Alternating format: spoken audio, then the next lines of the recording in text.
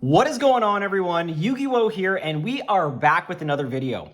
Today, after weeks of teasing, testing, and teching, we are delivering you the first formal iteration of the Goblin Mikankguu deck list. Let me begin by saying that this is a list that rewards a practice pilot because of how non-linear it can be at times. You'll find that multiple variations of hands can get you to multiple Goblin-based end boards and, in some cases, generate an Omni-Negate in Herald of the Arclight before extending into your Goblin plays.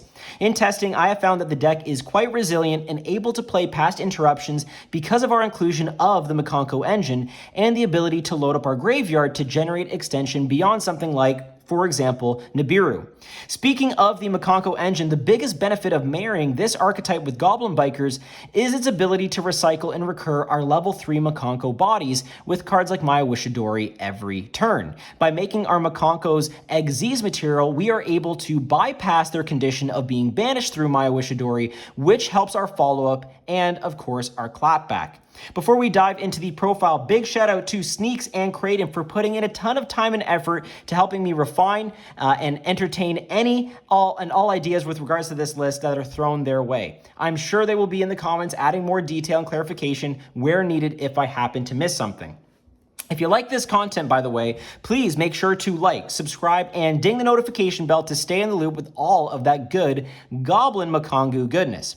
And if you want to support the page even further while getting access to exclusive lists like this one and other perks, consider becoming a member of the Goo Gang. I'll be constantly updating this list through that avenue, so make sure to follow the link in the description box below to become a member. All right, let's get started. So of course, we are going to start off with the main deck. The extra deck is going to come afterwards, and then I will talk about some side deck choices that you can make for yourself. Of course, we are going to start off with perhaps the best starter without a normal summon.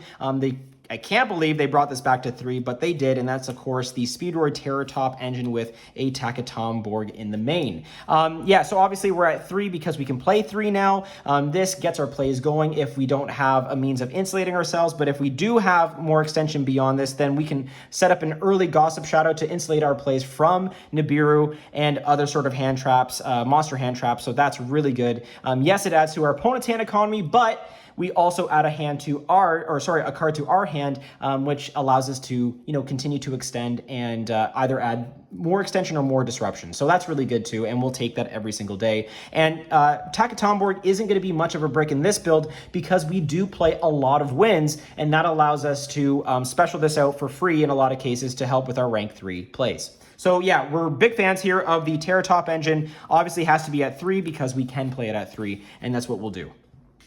Next up, speaking of Wind level 3 starters, we are on the Symphonic Warrior Guitar package, which is 3 Warrior Guitars with 2 A's, and of course a Symphonic Warrior Guitar Riss. So yes, we are on the Warrior Guitar package. Again, doesn't require a normal summon until later in your plays, which is very helpful to push past interruption and extension. Guitar revives a guitarist in graveyard when it's normal or special summon, so that's really good. When it's normal summon, pardon me. But yeah, it's just really nice to have that ability to go into a Totem Bird at the end of your plays, or just go into a Gabanga if we need to because we've been stopped elsewhere. This also allows us to dodge Droll, which is really good, and dodge Imperm as well, because we activate this in the back to special out Guitarist. So that's really nice. Now, if you happen to draw both, that's okay too. We'll scale these two, pen summon the level 3 that's in our hand, and then Guitarist effect, bounce these back to our hand, and then normal summon one of them to, again, go into a rank 3 play.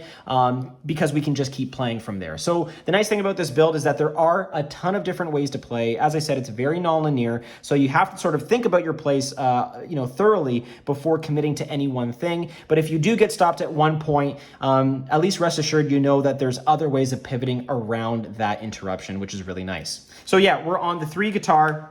Again, they're wins, so if you happen to have that and Takatomborg in hand, then you can just extend and go from there. There was a time where we had 2 Takatomborg in our deck list, but we've trimmed it down to 1 just to ensure that we have more consistency. Of course, the Goblin Bikers, we have 2 Doug, one Merciless, one Sploder, and one Boom Mock. These ratios are great. We'd have to Dug for the grind game, of course. Sometimes opening it in hand isn't always the worst either because we can generate a rank 3 and then use Dug to extend from there. Sploder and Merciless, we're always rotating in the graveyard. Of course, Boom Mock is every other turn. However, again, it's a wind, which allows us to extend with Takatomborg, or can allow us to go into a Totem Bird off of, let's say, a full Armored Xyz play on the opponent's turn. So there are a lot of different ways to pivot and, again, move around the board with our Goblin Bikers, and I'm finding that we're always rotating through the Merciless and the Sploder. We're never banishing them for their effect unless you're going into like a Cherubini line or maybe a last-ditch Braver line. So, you know, having the ratio that we have right now seems to work just great. Okay, let's keep it moving here. Again, those are our Goblin Bikers. Let's go into the engine that you're all here for. Let's call it what it is, and that's our Mikanko engine. Now, we're on 2 Hare, 1 Huli, and 1 Ohime. Now, again, you know, if you've been a fan of this page for a long time, if you've been following this channel, I've always been a big proponent of Mikanko and having as many names as possible to ensure that it is a Mikanko deck. But with something like this build, you have to realize that the Mikankos aren't just possible end board pieces, although we do like to put Huli on the end board with a Spirit Walk. They are also really primarily recursive level 3 bodies that we sort of can abuse in order to continue to make rank 3 plays.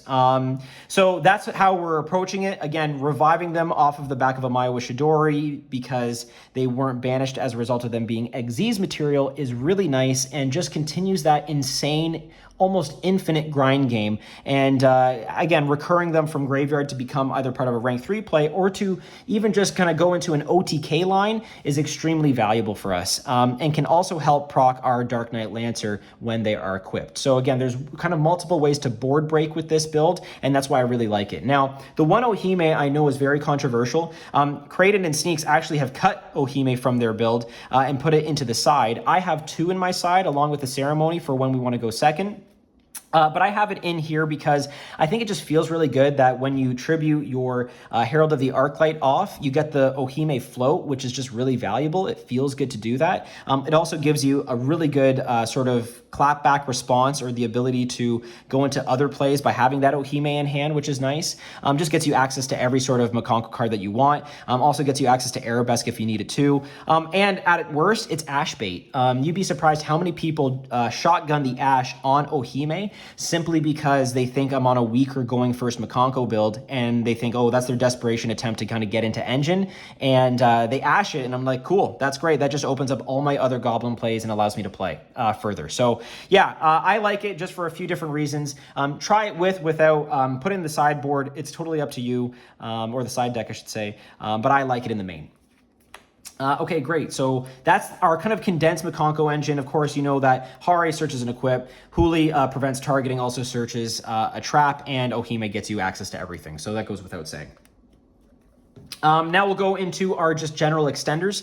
We do play 2 Psychic Wielders, 1 Kagamuchi Knight, and 1 Nian Yan. Obviously, Nian Yan and the Wielders are all E-Tele targets, which is really valuable here. And Kagamuchi Knight is also really nice as a Rota target. And in some cases, you need to normal summon a level 3 and get, again, another body on board to continue to play. In also some cases, you have to normal summon a Mikanko Girl. Again, doesn't feel great, but at least you have Kagamuchi Knight that you can use with it for an Xyz play. And if you have something like a Maya Wishidori or a Fire Dance in hand, then you can get extra value from there, from detaching from the Xyz and reviving that Mikanko. So there's really nice little hidden synergies throughout. It really is a build that requires a lot of sort of strategy and just practicing and just seeing like, oh, that's cool. I didn't know that this line existed until I tried it. Again, we have the 2 Wielders here. Just the free special summon is really nice. You could replace one with a tracker. However, I like the 2 Wielders because they're both tuners, and that allows us more access to the Braver line, the Power Tool Braver line, that is, which gets us, you know, right into our Mikanko lines. Now, Nian Yan as well, you revive her, you can make a Totem Bird play, or again, it turns into a tuner to go into Power Tool Braver, and that allows us to further extend into the Mikanko stuff, and hopefully, you know, through a combination of any one of these extenders, get into our Herald and Totem Bird end boards. Okay, so that's where we're at with that. Yeah, I like all of these. Again, the fact that Nian Yan is also a wind is really good for Takatomborg, and you know, is a really nice E-Tele target if you want that in graveyard right away.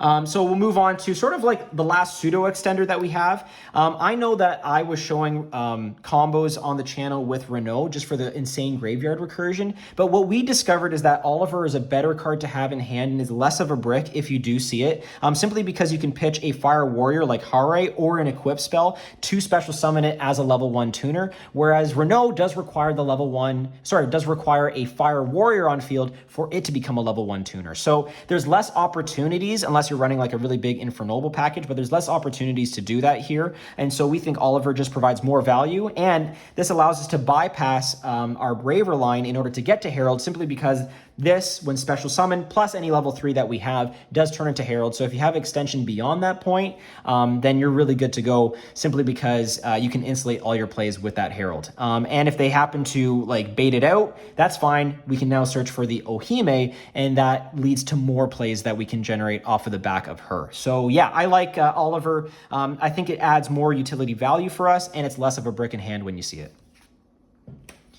Okay, pressing right along here, we'll go to like searchers and extenders in terms of our spells. So obviously 2 grand entrance here. It searches and then specials if you have an Exist monster to detach a material from. So that's really nice. But also, you know, don't forget about its graveyard effect to detach itself in order to add to hand a Goblin Biker, which can come in handy because we don't often use the normal summon in this build. So that's really good to consider. Speaking of normal summon, yes, we're not on tour guide. We just think it conflicts too much with the synchro stuff that we're trying to accomplish, but you can think about looking at the tour guide package as well. Now, I don't think there's much to say here. We play 2 simply because we want the second additional search off of Doug on the opponent's turn, and that helps with our grind game and just adding more engine and gas to our hand as we kind of go into the further turns that we enter. Okay, let's move right along here. The best extender in the deck, or one of anyway, I just like it because it's so pretty, is the emergency teleports that we have here. Yeah, I mean, these get you to everything that you need. Obviously, they're great extenders. They're not once per turn, gets you to wielder. Also can put Huli on the board, which is really valuable if you have something like a Maya Wishidori in hand.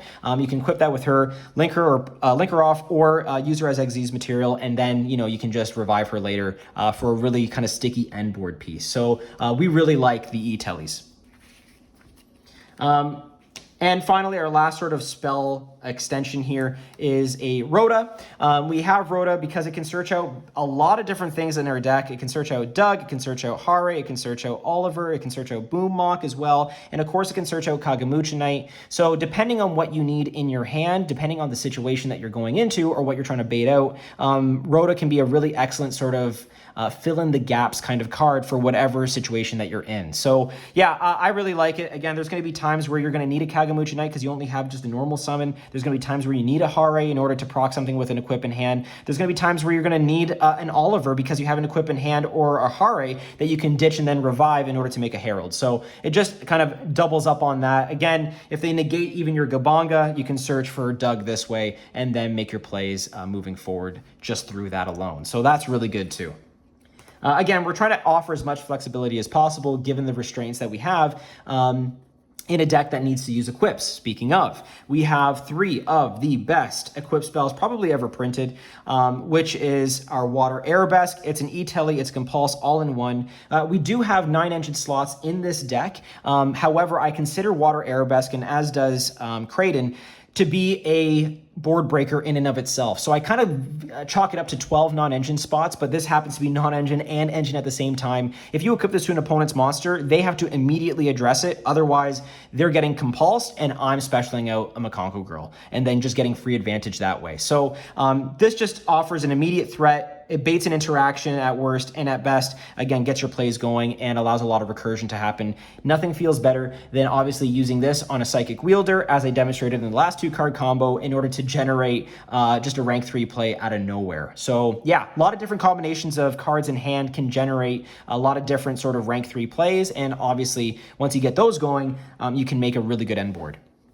So those are the equips that we use, obviously, in the deck. But we also have other Mikanko equips that we use, which is Fire Dance, Maya Wishidori, and sort of like a pseudo Mikanko equip, which is Durendal. And of course, Fire Dance and Maya Wishidori just help with recursion. Fire Dance is non-targeting. Maya does target, but again, we're not banishing our Mikankos on the back of this anymore if we use it as Xyz material, and that just offers an almost infinite grind game, which is really, really valuable. Durendal fetches Hare, fetches Oliver. It's part of the Braver line you can see in the past videos before.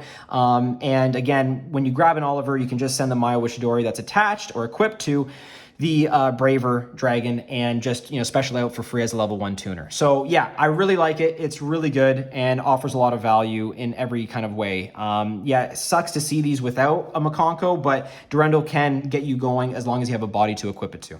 And same with going second as well, which is really nice. Because you can just equip it to an opponent's monster and look for a free body that way.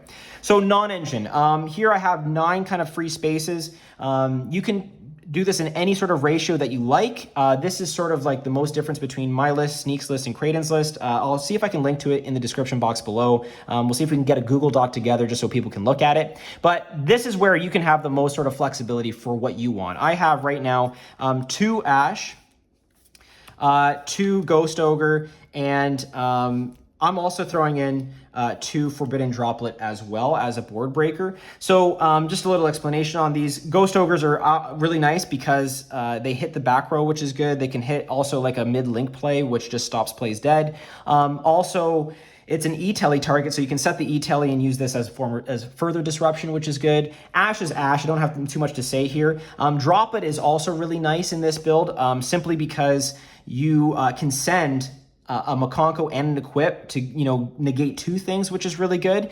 You can also send something on the back of a Spirit Walk, so basically sending an opponent's monster as like an equip for Droplet to negate their own monster. I don't know, that just seems like absolutely insane to me, so that's why we ended up going with that. It's been working out pretty well so far. Let me know what you think in terms of how you want to kind of arrange this. So in terms of like sort of monster spell non-engine, this is what we're looking at right now. Again, I didn't go for 3 and 3 simply because if I'm gonna brick, I'd rather brick on sort of multiples rather than the same one, right? Or different ones rather than multiples of the same one. So that's kind of our thinking and where we were playing it from. But again, you can cut a Ohime, you can cut an Arabesque and add additional non-engine if you like, if that's something that you really prioritize at your locals meta. In terms of also just like traps, yeah, I mean, obviously we have the 3 Imperm. Imperm is Imperm. It doesn't turn on tactics. So we play it and it's just really good. And of course, going into a board with an Imperm feels really nice as well. Finally, just for the traps from the archetypes, we have a Spirit Walk and a Full Armored Xyz. Obviously, with Full Armored Xyz, you're setting it and then making more interruption on your opponent's turn, and Spirit Walk is really nice just to straight up take an opponent's monster and use it as an equip. That's a really good form of non-destruction removal, and that's the thing that this deck excels at is non-destruction removal, which is really nice into like the Brandon matchup or into the Snake Eyes matchup, or again some of the more hard-hitting meta decks. So that's where we're at. Spirit Walk also, don't forget, has a graveyard effect along with Full Armored Xyz, but they banish themselves, and Spirit Walk, when you banish, can special a Mikanko from hand or the banish zone, which is really nice. So you get that recursion if you so happen to get there, and then Full Armored Xyz, equips an Xyz monster to another Xyz monster, and you get effects that way, depending on what's equipped. Okay, into the extra deck. We're playing only the 1 Herald. We were playing 2 on Revolution Synchron. We've cut Rev, as you noticed from the deck.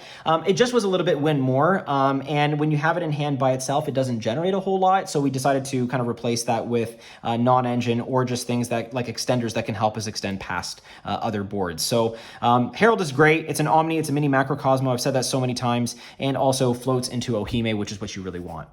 Of course, our heart and soul of this part of the deck, Power Tool Braver Dragon, fetches you those equips, allows you to get into your Mikanko plays, also an Imperm on legs, and it sends the equips for cost, which is also really nice because they could Imperm this and you can still send an equip to graveyard by activating it. Really good. Okay, we have 2 Goblin Biker Big Gabanga. Obviously, he's everything to our Goblin Biker plays. Searches out Doug, searches out any Goblin that you need, and then attaches by targeting when it negs these materials detach. Very good. And I'll kind of rifle through these because I know you know a lot of them already. We have the Xyz armor package. We have Torpedo, Fortress, and Dark Knight Lancer here. Gets you the draw, gets you full armored Xyz, and also, of course, non-target attaches, which is really good, and can become a very beefy boy off the heels of something like a full armored Xyz when you equip a Torpedo or Fortress to it. So again, really, really nice. So we rock that package. Gossip Shadow. I'll just bring these out, Gossip Shadow, Cicada King, and also Break Sword. These are three sort of generic rank 3s that we use here. This insulates our plays. This is like, again, an imperm, but in bug form. Also, it really raises that booty to up to 3,500 if you keep both materials under it, which is really cool. And then Break Sword, which is a new tech that we've added. We just needed an alternative rank 3 to go into when we kind of ran out of rank 3s. Also allows you to detach, and then, you know, you can get rid of something that's kind of clogging up your board and destroy something on the opponent's side, which is really nice for getting rid of some pesky floodgates and stuff like that. And we'll keep it going here. Totem Bird, I talked about this already. Make it with the Symphonic package, make it with your wins as part of your end board. A lot of people aren't expecting Totem Bird, so when they see it, they're really shocked. But Spell and Trap Negate, you know, what can I say? And then it detaches to do so, which is fine because we need to, you know, recycle things in our graveyard anyway. Usually it's an Ohime play, which is really good. Again, on the back of a full armored Xyz, if you have Ohime up, it already used Spirit Walk, and now you want to go into a Totem Bird just for that layered interaction. We have a Shuriken here, can facilitate the OTK. If you go full armored Xyz, equip Torpedo to a Shuriken is hilarious. It's like this really crazy towers that just keeps getting bigger and needs to be addressed immediately. We also have Zeus because you need Zeus, right? And our link plays, we have Cherubini and SP Little Knight. Cherubini is great, again, if you want to send a Nyan Nyan, maybe if you want to send something else, but usually it's just a Nyan Nyan. And then it also offers destruction protection, for anything that it's pointing to, which is really nice. Usually it's going to be a Gabanga and a full Knight Armor Lancer, which is really good. And of course, SP is SP, you know, just adds additional disruption and can help in a simplified board state or game state.